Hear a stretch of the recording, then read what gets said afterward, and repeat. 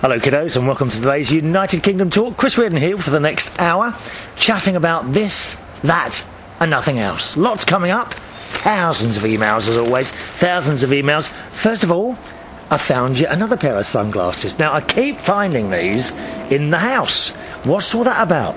These must be years old, some of them. Now, a little bit concerned with these ones because there doesn't seem to be a safety mark on them anywhere. Isn't there supposed to be some sort of triangle to say that they are proper sunglasses and not ones that harm your eyes or something like that? I don't know where these were made. It says... well, there's a little marking on the side that says CE Cat 3. I'm not quite sure what that means. Anyway, we'll put them on and carry on regardless. Hope you're well. It's been a whole couple of days before we spoke, isn't it? I do get lonely here, you know. I get lonely. I wonder sometimes what you're doing. I do wonder. And if you want to tell me, please feel free to do so. The email address of the show is chris@unitedkingdomtalk.co.uk. chris@unitedkingdomtalk.co.uk. I don't think it's actually that bright out here today, so I shall try and carry on without my sunglasses. Hope you like. I've got a nice, a different shirt on today. Now I don't think you've seen this one. It's like black and white. Kind of, like, I don't know what the shape is. Look, the shape of this looks a little bit like the symbol for the Isle of Man. You know the bloke with the 3 legs? I mean, I've never seen a bloke with 3 legs before, but, I beg your pardon? No, that's not what I meant. You know, 3 legs as in walking legs. That's what I meant. You're making up your own stories now. And it's a little bit like that symbol. I'm sure I've seen this symbol on some sort of computer game. Tetris, that's it. Is it Tetris or Tatris? Tetris. Tatris, is it Tatris? No, that's in Slovakia, Tatris. Is it Tetris, I think it is. Do you know the tune to it? The Tetris tune.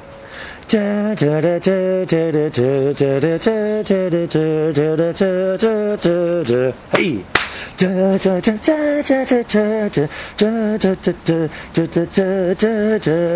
Yeah, you were singing that then. Now that tune, that is a very, very catchy tune, and I reckon that's going to be in your head all day long, and you've got me to thank for that. And don't think you're going to forget it, because here it comes again.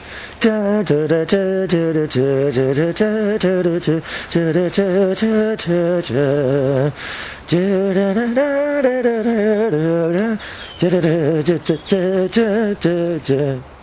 how's the rest of it go?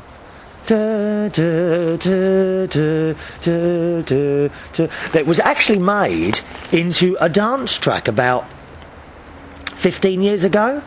Someone mixed it into this dance track and put a really good beat behind it. It was good. Tetris, the musical, starring Chris Reardon. Do you like the sound of that? Oh, perhaps not. Anyway, so I've got my new sunglasses today. Now, last night, Bingay last night, of course, but after I got home from Bingay, I went to bed an hour later than I wanted to be because I found things to do. Do you ever do that?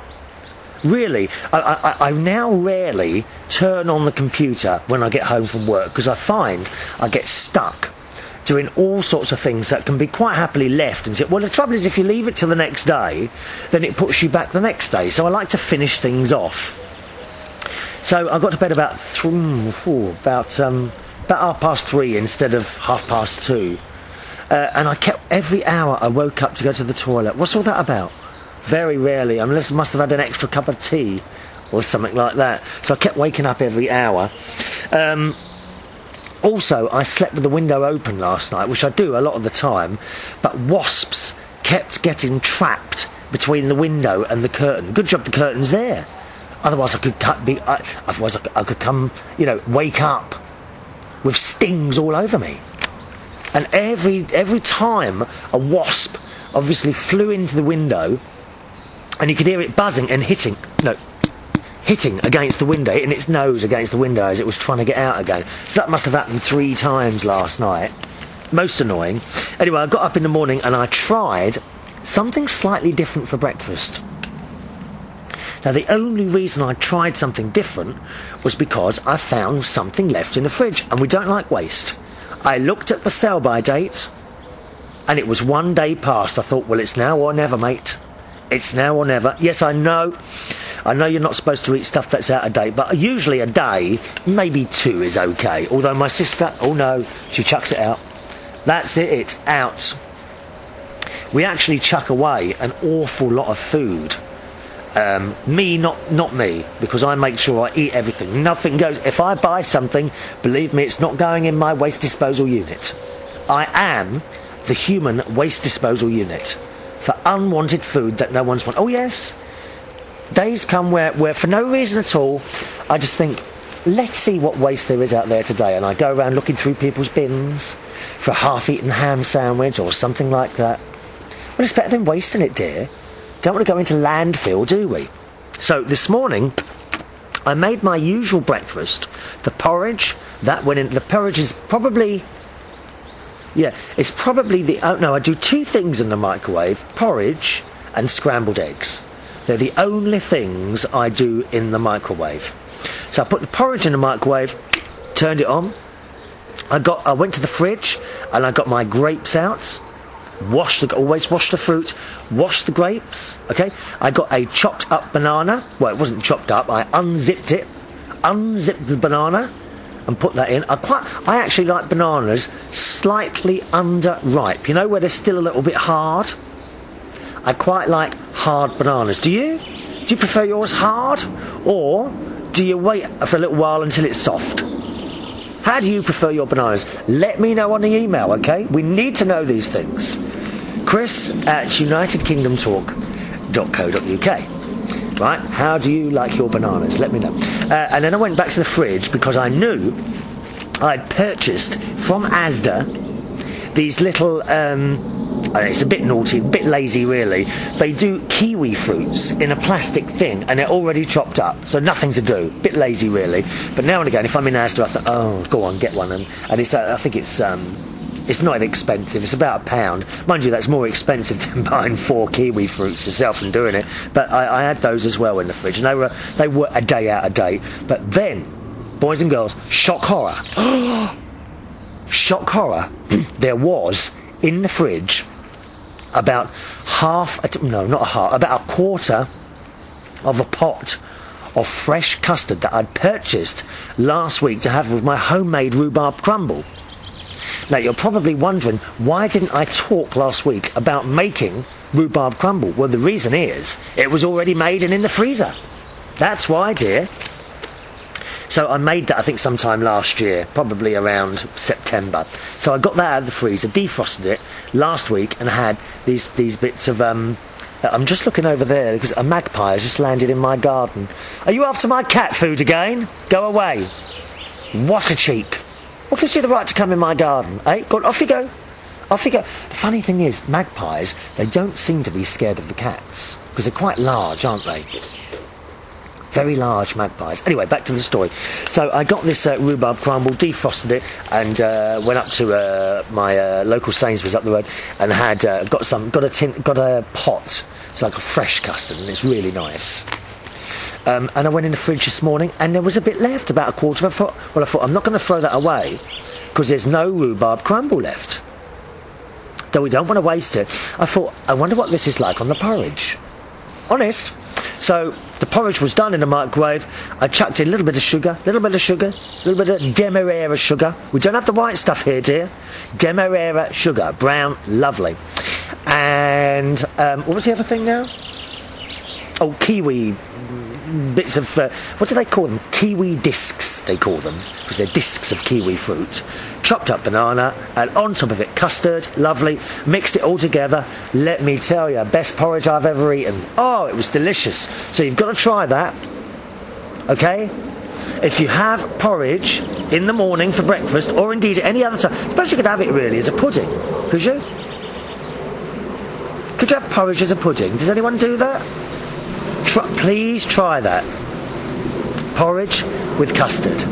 Very tasty. So I had that this morning for breakfast, which was not the only item of food I'd had over the last day, incidentally. Because last night, remember I told you I've got a friend in King's Cross who comes in to play the Bingay. His name's Andrew. And last night he brought me over a pizza. Isn't that kind of that? Cooked in his own oven. He says, there you go, there's your tea. I didn't like to say anything to him, but half an hour before that, I've just polished off a burger and chips, which they always give me at the Golden Lion on Monday nights, just before I start the Bingay. It's all part of the deal. Oh yes, if you employ me, I usually make as part of the deal some sort of meal. Whether it's just a sandwich or a full Sunday lunch, something like that. I always if the venue's got not a garden, if the venue's got some sort of canteen or kitchen, I always try and include in part of the deal a meal. Well, you got it here. It saves me cooking it, doesn't it?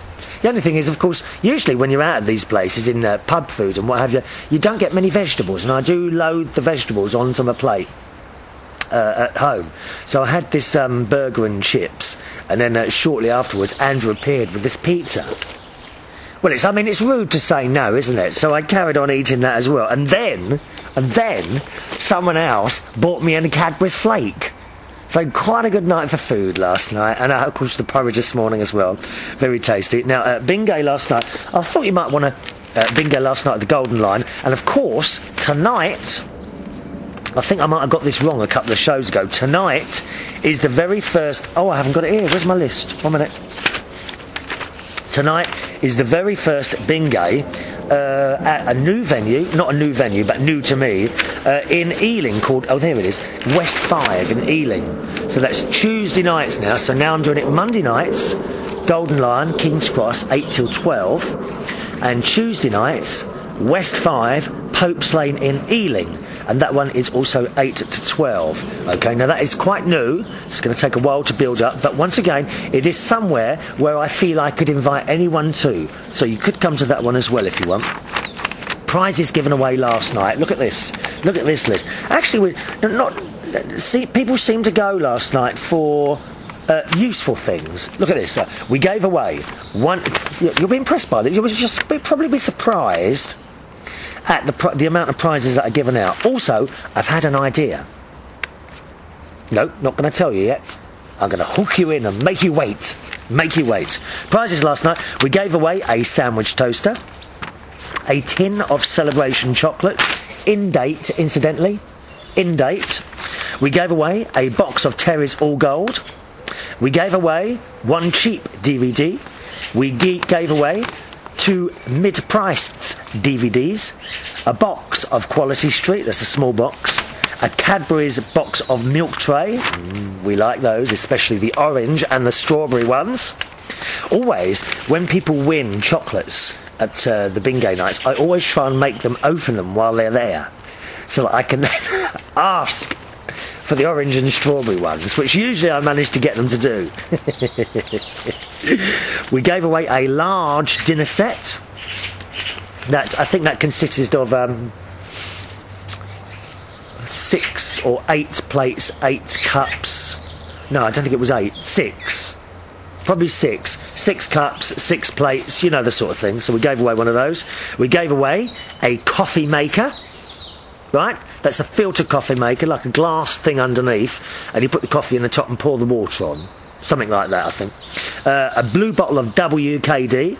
We gave away a hairdryer, a large bottle of Smirnoff, 2 bottles of Smirnoff Ice, a CD boombox radio thing, you know, the little thing you carry around with the music and whatever, a small dinner set, and iPower speakers.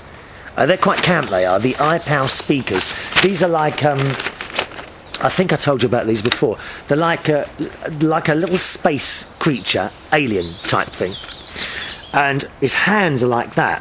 And in his hands are 2 loudspeakers. And you plug your MP3 player into this thing and use the speakers, which is quite good. Quite a popular prize, that. And I managed to get hold, because I thought I'd run out of those.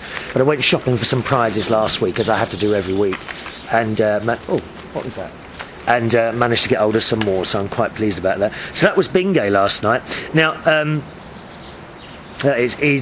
we've got one customer there called Derek, who's a lovely bloke. He comes in with his wife. She's ever so nice. She's her wife.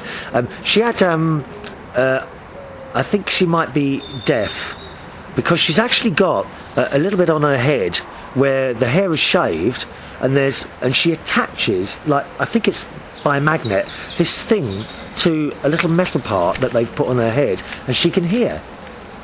How clever and fantastic is that? And she can hear with this little device. As I say, she's got a shaved bit on her head there, and some sort of implant. I don't think it's actually metal there, but there's metal underneath the skin, so that when she attaches this little device, it's only small. It's about the size of a 2p piece, or bit bigger than a dime. Okay, it just kind of sticks to her head. There's no glue or anything. It just like attaches, and that helps her to hear, which is marvellous. Anyway, Derek does make me laugh. Whenever someone wins chocolates, he shouts out, "Check the sell-by date." I don't know why he does it. I think he does it just to annoy me. We had a couple of people gamble last night for the money, because we do offer the choice of taking a prize or gambling for some money, which is £25 or £50, depending on what size the prize is. So a couple of people done that last night. The money wasn't found. Quite busy in there last night, but the journey home was quite funny, because, as I say, last night I did Bingay, and tonight's the new one. So I needed to take a load of prizes. Going to share the prizes between the two venues. Now, I could have two completely different lots of prizes, but the point is, with sharing them, you'll get a quicker turnover. So the prizes in both venues will change more often. Do you see what I mean? Which I think is quite a nice thing to do. So I had to take a load of stuff down. As luck would have it, 3 people who often turn up, and I always offer them a lift home. Now, usually, one will not take the lift and will decide to go somewhere else. As luck would have it, last night they all wanted a lift home. So there we are, in my little Toyota Igo. As always, at the end of the night, kind customers offer to help me pack all the stuff away and take it downstairs. So I've said to them, well, you know, don't do anything for now. I've got to work out, some of this stuff has got to come back with me tonight. Okay. And I looked at this stuff and I thought, my God, how am I going to get all this stuff in the car, and 3 bodies as well? So I started off with the boot, and remember, I've got only a small car. It's a little Toyota Igo. Started off with the boot and opened it. In the boot I put the bottles of booze and drink, because that weighs more than anything else. So they went in the boot, along with a couple of sandwich toasters and a toaster and a couple of kettles and things like that. That went in there. I then put the and then you kind of close the thing, and I thought, oh, there's a bit more space there, so I managed to squeeze some more stuff. Then I put the parcel shelf down and put some more stuff on the parcel shelf, leaving a gap so I could see out the rear window. And then they're ever so helpful, and one of the ladies, one of the ladies who always helps me, her name's Debbie, and she's lovely, but she was a bit drunk, and of course she knew better. You know, she said, no, I'll sit in there, and then you can push it down there. And I said, no, I want you to sit in there, and I'll put some stuff on your lap. Oh, no, I'll cross my legs up here, then you'll be able to put more stuff down there. I said, no, that's going to hurt your legs eventually. You know, we can't be going halfway down the road, and you have to get out of the car and stretch your legs, dear. Can we? I mean, it's not like on a plane. We can get up once it's lifted off into the air, is it? So eventually I managed to get who was it now? It was Debbie, Donald and Dominic. So Dominic sat in the front of the car, and on her lap went my rucksack with my laptop and all the electronic gubbins in it, and another couple of small bits and pieces, and Donald and Debbie sat in the back. But Donald was very clever, because what I was going to do is sit them both in the back and just put stuff on their lap. But Donald says, right, Debbie, you get on the other side. So she got on the other side, and then once she was in, he put stuff on her lap, like I've got a box of stuff. It's not particularly heavy, you know, but after a while, you know, I mean, even when stuff isn't heavy, after a while you're like, oh, my legs. So he put stuff on her lap, and then he put stuff in the middle. And I wouldn't have thought of that. You see, I forgot that there'd be a bit of a gap in the middle, because there was only 2 of them in the bag. And which, to be honest, I think that's a good thing, because I don't think it would take the weight of another person. I'll tell you why in a minute. So we done that, and then Donald sat in there, and we put another box on his lap. and then piled a bit more in front of, just in front of the legs. I moved my seat forward a little bit. And as I say, Dominique was sitting in the front and she had a lapful as well, and I had to move my seat forward a little bit to give Donald a bit more space in the back, which meant, of course, I wasn't in my usual... Oops, sorry, I just knocked myself. Did you hear that? I just kicked myself and then apologised to myself. It's the way you're brought up, you see. You just apologise all the time, don't you? Huh? So I moved the seat forward a bit. And, of course, I'm not in my proper driving position, so when I went to take off, my foot nearly went through the floor when I hit the clutch. It's all right, you lot in America, you don't bother with clutches and shift gear sticks, do you? Huh? It's all automatic there, dear. God, how lazy are you? We've all got sticks here. Gear 1, Gear 2. Don't you get bored driving without changing gears? You must do. Just one foot on there and one foot on there. So there we are. So I then went to close, I then sat in the car myself. I went to close a door, and where, of course, there was so much in the car, the door scraped along the pavement. I thought, oh no, you know, the corner of the door scraped along the pavement. So I shall have to check that later. I might have to put a little bit of touch-up paint on there, otherwise it'll rust to kingdom come, won't it? Off we went all the way home. The car, strangely enough, the car didn't feel really any different to me, apart from the fact I was sitting in a different drive. Maybe because I was sitting in a different driving position. That might be why, innit? Yeah, possibly. So we went on the way home. It was no problem at all until we got to a couple of bumps in the road. And as I went over one, I kind of heard a bit of a scraping, but I didn't I didn't feel anything. Anyway, we got to the place at Clapham where I usually drop these three off, and they got out of the car, and that was that. So there we are. I got back here around about what time did I get back here today? Around about 1:15, so not particularly late. 1:15, 1:30. And on the chair where the laptop was, I don't remember what it was. Oh yeah, I stopped off at the a hole-in-the-wall bank machine to put my wages in the bank on the way home. And when I got home, I parked the car in a garage. As I lifted the bag, I keep a little like a... It's not really a wallet or a purse. It's a microphone case, and that's where I keep my money. I just got a zip on the top. As I picked it up, I thought that feels quite warm. I wonder why that is. And it was positioned underneath the laptop bag, and I felt the back of the laptop bag, and that was very warm as well. I thought, I bet that laptop's, you know, somehow it's turned itself on, or I've left it on. And I was a bit concerned with this, so while I was sitting in the car in the garage, I took the laptop out of the bag, and the bottom of it was really hot. I mean, you could just about touch it. So I opened the laptop, and it was all on. It was waiting for me to enter my password, because I've got a password on the laptop. See if it ever gets lost. You don't want people knowing what's all your business on your laptop, do you? Bank accounts and all that sort of thing. So I always keep a passport. So I thought, I better turn that off quickly, and especially, you know, where the fan is in the side of your laptop. That was very hot. Well, of course, the thing had been on, hadn't it? And it was stuck in this rucksack bag. Presumably the fan was on, and the heat couldn't get out, which is a little bit worrying, really. So I then went to switch it off, but all of a sudden it just went click, and off it went. So I brought it back in here, and I took it out in the garden and sat it outside in the garden. I thought, well, I'll let that cool off a bit before I turn it back on again.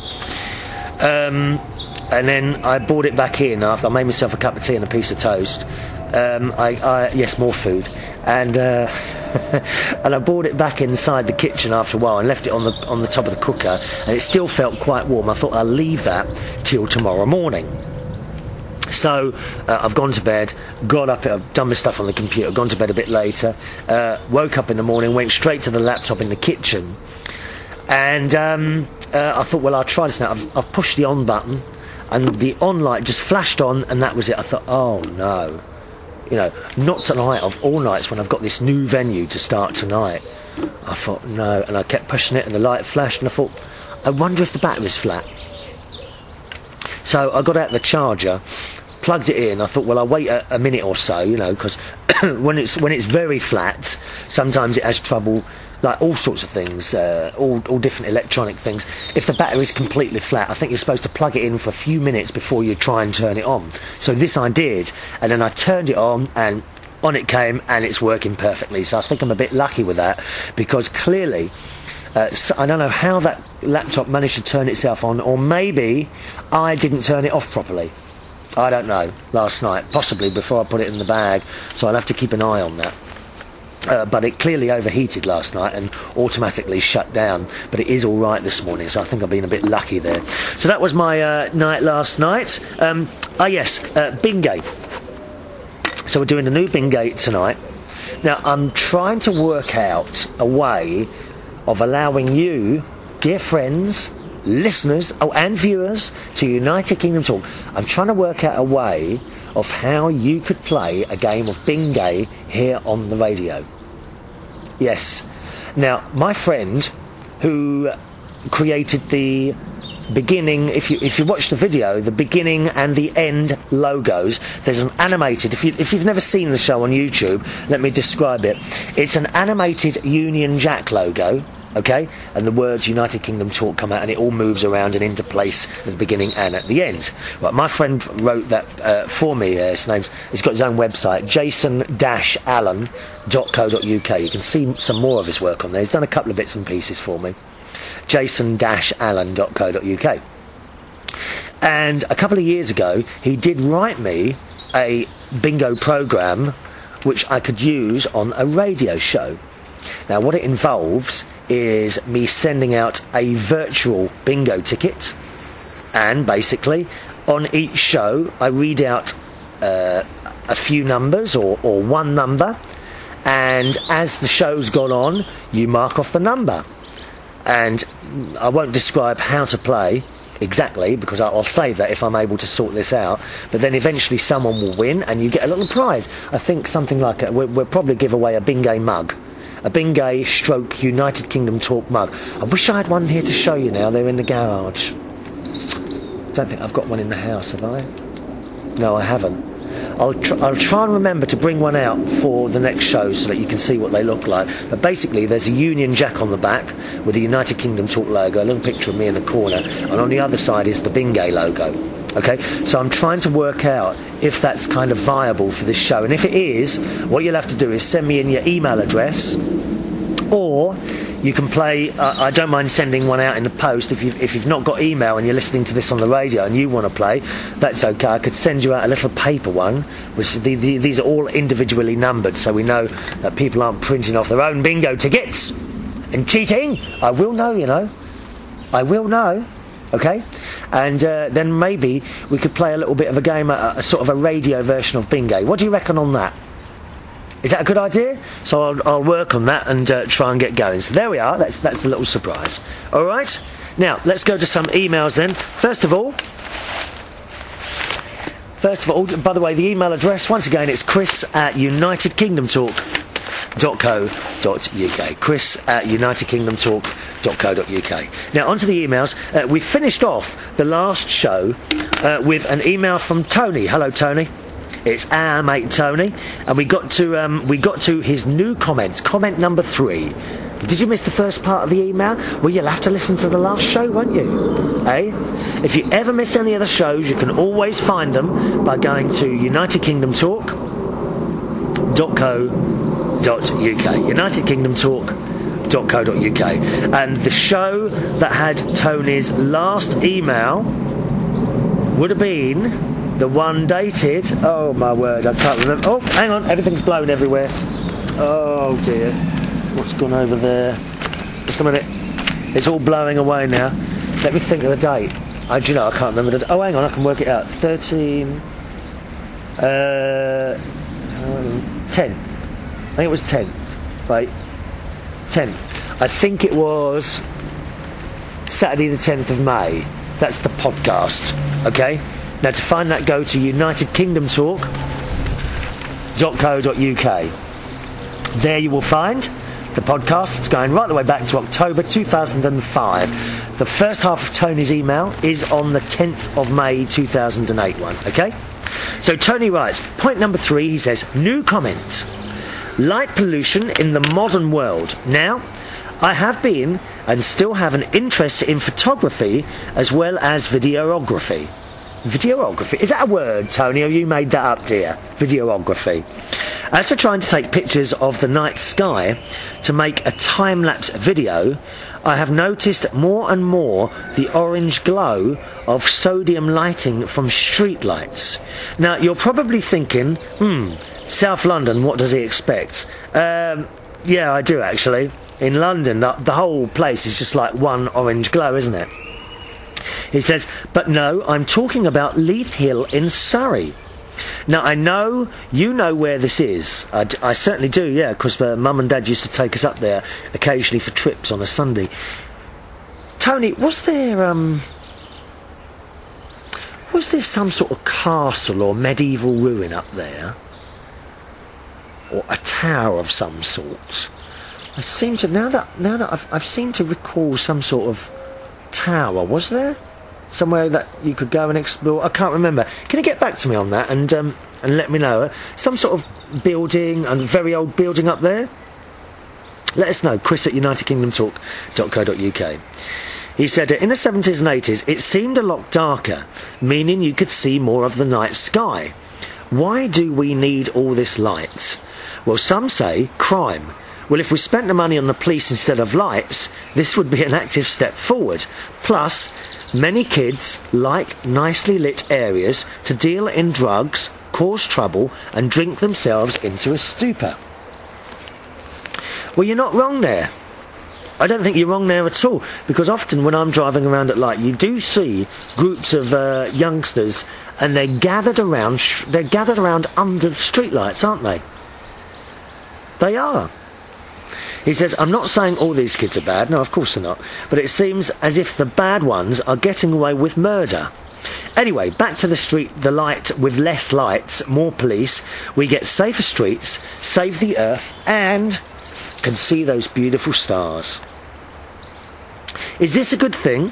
Well, I for one think so. Just a small step towards a better future. Now, don't get me wrong, I love the bright lights, and for that matter, lighting technology. As an electrician, I install lots of them. But I try to tell my customers the right light in the right place. So if you want to light the garden at night, by all means do so, but you don't need 1.21 kilowatts of it, or gigawatts. It's true. As for security light, use infrared. You and the other mammals can't see, but your CCD camera can. So it still looks dark, but you don't light up the streets around you. Yeah, I mean, it's true. The best... I'm just trying to think now. Certainly on my way here in Bracknell is quite well lit up at night, and certainly on a cloudy night, as you're coming towards Bracknell, you do see an orange glow. But here, if I was to come out here in the garden late at night, then I can see a lot of stars. I'm very lucky like that. The best stars I've seen is when I've been on the coast. Certainly on the coast in Australia, in Cairns, up north. Sitting on the beach there late at night, 12 o'clock at night, and you look up and it's beautiful. You see the Southern Cross, and of course a completely different lot of stars to what we see here in the UK, and it's stunning. Also, I've been on the coast in Italy. Where was it? I think it was Sicily, and on the coast there looking outwards, and it's just beautiful. Just beautiful. And also right across the water, right very far in the distance, you can sometimes see a lighthouse flashing, and it's just beautiful, isn't it? What do you think about that? And we're so insignificant, really, aren't we? When you see all that mass of stars and space and miles of water in between you and the tiny little light on the other side there. Amazing. Point number 4, he says, many thanks for reading out these emails out on your videos. Love the show As for you being schizo, say hi to the other you. Yes, hi, how are you? I'm all right, thank you. Oh, thanks for asking. How are you? I'm all right too. Are you happy? Well, I am today. Are you always happy? No, not always. Why aren't you? Well, I don't know. That's just the way it is. Sorry, I'm just talking to myself there. You don't mind, do you? He says, by the time you read this one out, it will probably be raining. No, it's not. It's beautiful. Beautiful. But right now, I'm in the garden listening to the birds, chatting to you while watching the 8th of May show. By the way, did you try that recording of the Dawn chorus? Yes, I did. I've done it. I've done it. But where I am now, as you can hear, I do get other noises. Can you hear that now? Listen. Some sort of sounds actually like a grass cutting machine. I think they're cutting the grass a little bit further away. Now, of course, it is quieter in the morning. Oh, here we go. I mean, what do you have to do for a bit of peace and quiet, eh? Listen to that. Oh, dear me. Shut up. Shut up.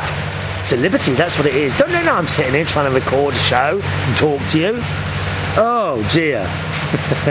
Yeah, I did record the Dawn chorus for about 6 hours, actually. I started the recorder at 4 o'clock in the morning and let it go to about 10. So there will be other sounds on there as well. At some point, I will upload it somewhere. I just don't know where yet. You see, the trouble is, if I upload it to my site, I think we're just going to have to do it and be damned, actually. I tell you what I'm going to do. I will upload that to my site. Yeah, you see, I want to listen to it first in case you catch any children walking past swearing at the top of their voices. I really don't want to put that out, although I doubt it. I don't usually hear that. Why should I hear it now? I really want to check it first. I don't know how I'm going to check it. I'll probably put it on my little MP3 player and listen to it as I'm walking along somewhere. So as soon as I've done that, I will upload it to the site and we'll put a link. And I'll let you know when it's there, okay? He said, it's hot, 26.8 degrees centigrade here in South London. Was that on the 8th of May, was it? Well, now, unlike... no, when was this? He sent this? Oh, yeah, the 8th of May, yeah. He says, now, unlike you, I prefer the snow. Oh, no, thank you. Actually, Jerry Anderson, Jerry and Chris, two very good friends of the programme, they recently sent me a picture of more of the dreadful snow that they've been mucking about in. Oh, we don't like it. He prefers snow, clear, cold, blue sky, -8 degrees centigrade. You're having a laugh, ain't you? Oh dear. In a sleeping bag on the Surrey Hills, recording the sounds of Mother Nature. Now that appeals to me, actually. Some like... Now you've given me an idea now. Some like fishing, while others like football. I can't stand it. No, me neither.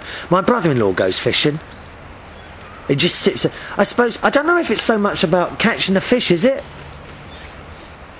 Is it more of a sit-down and peaceful thing? Is that what it is? I think it might be, you know. He said, while others like football, I can't stand it. I like being outside in a peace and quiet, Mother Nature being my entertainment. Yeah, me too. Anyway, mate, hope this gives you some topics of conversation for the show. Take it easy. I'll chat to you soon. That's from Tony. Thank you, Tony. Funnily enough, you know, I went over the forest on Sunday.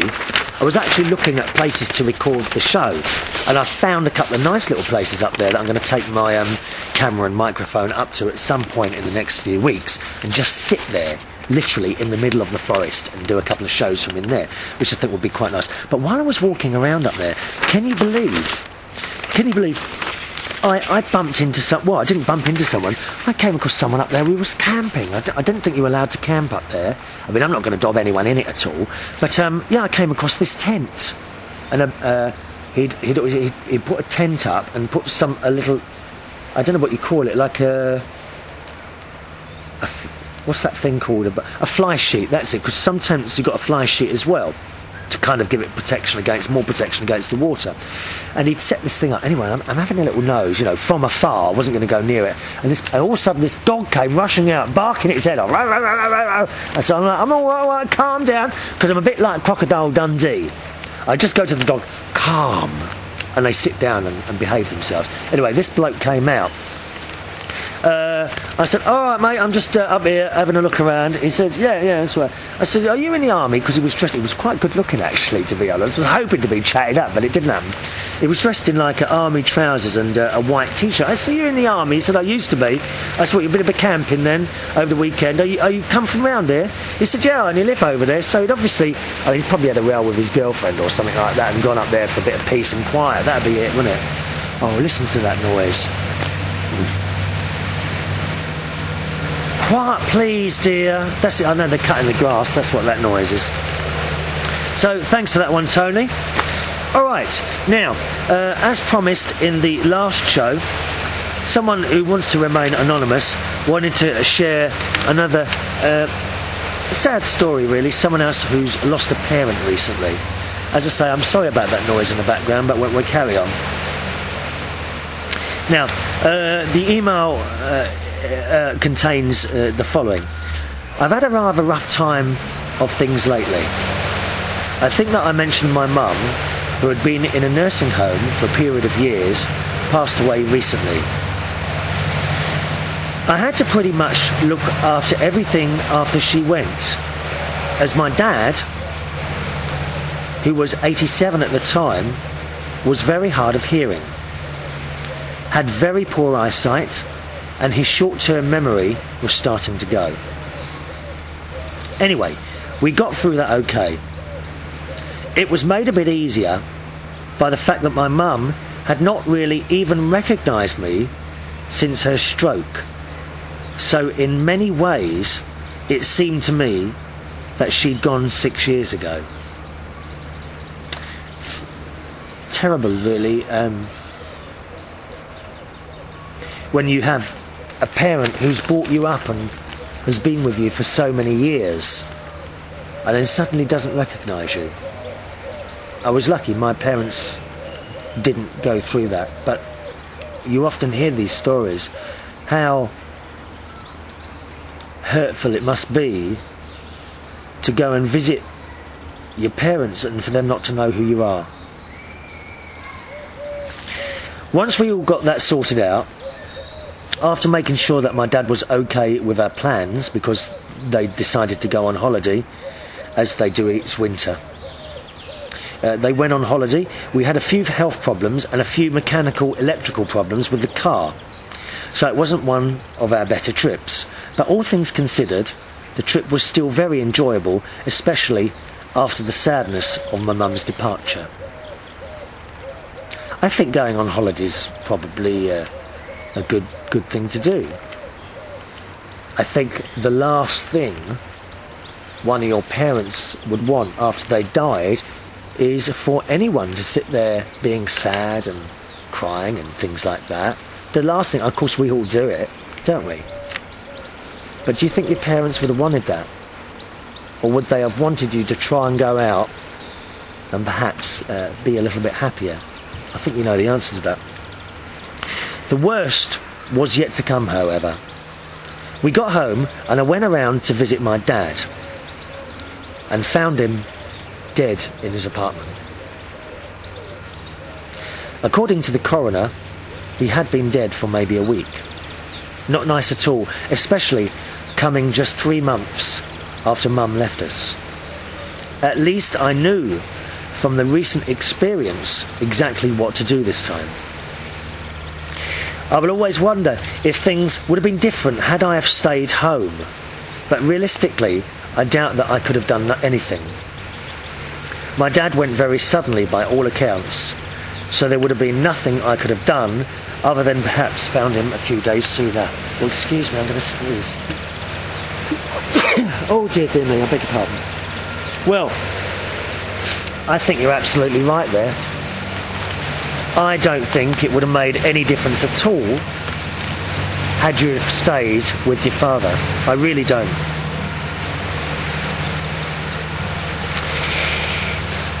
My dad had a very bad habit of leaving the ringer switched off on his phone. So we couldn't even phone him regularly to see if he was okay. I spoke to him several times about this, but he just didn't like being bothered by telemarketers and would not change things.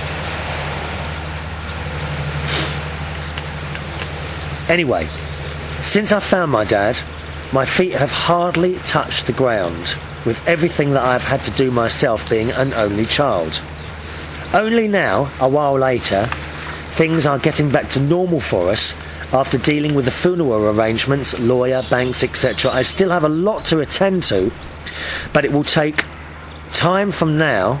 But it will all take time from now, as I must wait for the will to be probated in order to sell his apartment. Yeah, that's always annoying. That is having to wait for all these things to come together. But just be a bit patient, and they will. I almost feel guilt about saying it, but in a way, Dad's departure was a relief to me. Probably not just a relief to you, but also a relief to your dad. So far in this email, what I'm seeing is a dad who was so unhappy that your mum had recently died and probably wanted to be with her. I do believe you can will yourself to die. I do believe that. And I think probably he left his phone off knowing what he wanted to do. So if you'd have rung the phone and it had been ringing and not got an answer, you would have come running back, wouldn't you? He knew, because he always left the... I reckon he planned this. I reckon he planned this. He wanted to be with your mum.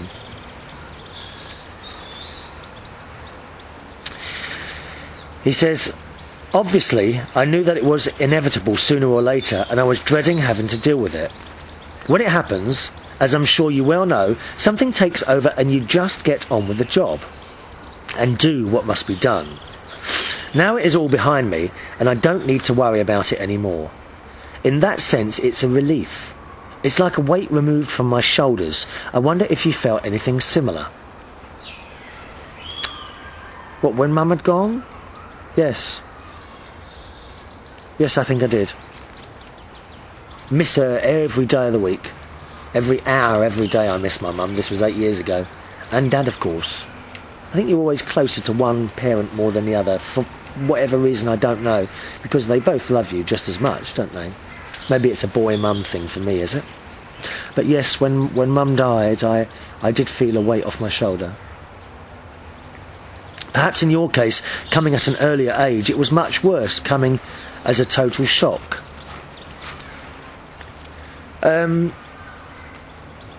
I knew Mum wouldn't last very long after Dad had died. I knew that. Just knew. Mum was never ill. She was one of the fittest, most healthy people I've ever come across. She used to sit every night eating an apple and orange, sitting in the armchair. She'd sit there peeling an orange, and quite often she'd fall asleep halfway through the orange in front of the telly like that. Her head would be down. Mum, oh, what? She'd wake up again. But my mum and Dad, they were like, they were one half of each other. Take one half away, and I knew Mum wouldn't go on much further than Dad, and it's the same for you, as I can see here, but the other way round. The other things I've been finding in recent months was that it was becoming more and more frustrating dealing with Dad. He knew that he couldn't look after himself and that he should move in, and that he should move either is with us or to a retirement home, and that he needed my help, but he still wouldn't accept my help and kept on trying his best to be independent and dragging his heels about making any sort of move. In a way, understandable, but it was increasingly frustrating for me and dragging me down, as it made me feel I wasn't doing right for him. Well, you were. You were trying to do, I think, what was best for him. But I think sometimes you have to go along with what the person wanted. I tried to move Mum around near me, but at the end of the day it didn't happen. And now in hindsight, it's right to do what the person wants, I think. Even though you might think it's better for them, if they want to stay where they are, let them stay. My nan, she lived in an area of London which is not exactly renowned for being nice, Peckham. I was actually brought up in Peckham in the 60s, very late 60s. Nan continued to live there through the 70s and the 80s, and by then it became a bit rough. And we were always going on about her moving, and she wouldn't. She stayed there. Eventually she moved into my mum's house when she became a little bit sick, and Mum looked after her there until she went into hospital one day and didn't come back. But I think older people, they like to stay where they are. You know, what right have we got to move them, even though they may be very ill? I mean, I hope when I'm older I don't end up in a home or die in a hospital. I want to be in my surroundings, not some clinical thing. I wish sometimes I'd taken Mum out of the hospital, actually.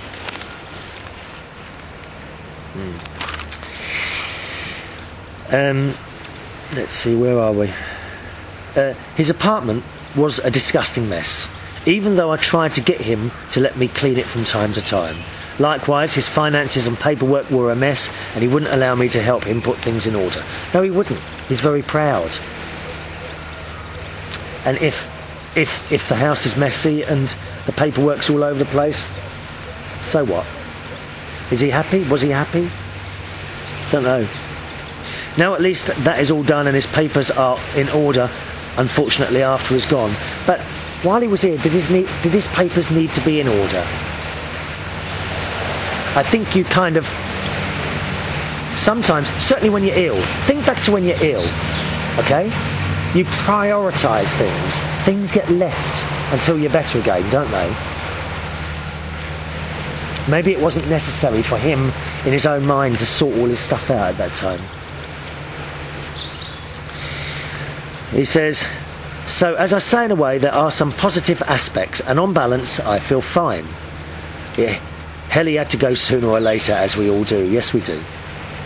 I will make a mental note to try and think of more of my kids and be more considerate when my time comes. Although I'm absolutely certain my dad had no idea of the concern he was causing me. No, he didn't. All he could think about, I'm telling you now, all he could think about was his wife, your mum. That's all he could think about. Nothing else mattered. When you get to that stage, you just have to go along with it. In the end, he lived out his life the way he wanted, and perhaps that is the most important thing when all is said and done. Absolutely, I think so too. I do nothing but positive memories of my parents and my childhood. They were very caring parents, and I think brought me up very well. I think I do have a good outlook of life and respect for all people and animals, as indeed I do. In later years, my parents seemed to become a little more distant from me and my family. I never understood why. Perhaps it was just because they were rather private people. In any case, I really don't think it was anything we did, as we always invited them to our home, though they seldom came. They probably wanted you to get on with your own life. That's not to say they loved you any less. I think that's the case. They didn't want to intrude. That would be it, I'm sure. Who knows? Perhaps they did it intentionally to better prepare us for their eventual departure from this world. It's true enough, isn't it? Anyway, enough of all this sad stuff. Upwards and onwards. And the email goes on to say, all the best. I do hope you keep up the great shows. They bring a lot of enjoyment into my life, and I'm sure many others. You're a great person and credit to the human race. Thank you very much. I think that is evidenced by the fact that I feel totally comfortable in writing this sort of email to someone I've never met. But perhaps one day we are about due for another UK trip, maybe a walking holiday in the Cotswolds. That would be nice. What a liberty.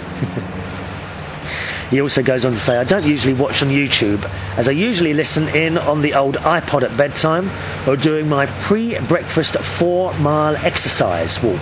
But I will try and check out at least a few shows on video as well, yeah? Try and check out the garden ones, alright? So, thanks very much for that email, and it's been waiting a little while to read that, I know, because I wanted to give it the time that it did so deserve. And I think you say a few things there. and you're a little bit worried that you weren't there, I don't think it would have made any difference at all. If you had been at home, I bet you that one day you would have gone round there and he would have been gone. The difference is you would have found him in a day instead of a week. But does that matter? What's the difference? It makes no matter at all to the person who's gone. He's gone up there to be with his wife, who he couldn't live without. And that's why you lost him. Nothing to do with you. Thank you very much as always for joining me on the show today. I'll see you in another couple of days. Don't forget the email. It's chris@unitedkingdomtalk.co.uk. See you soon. Myself, Chris Reardon. Bye bye.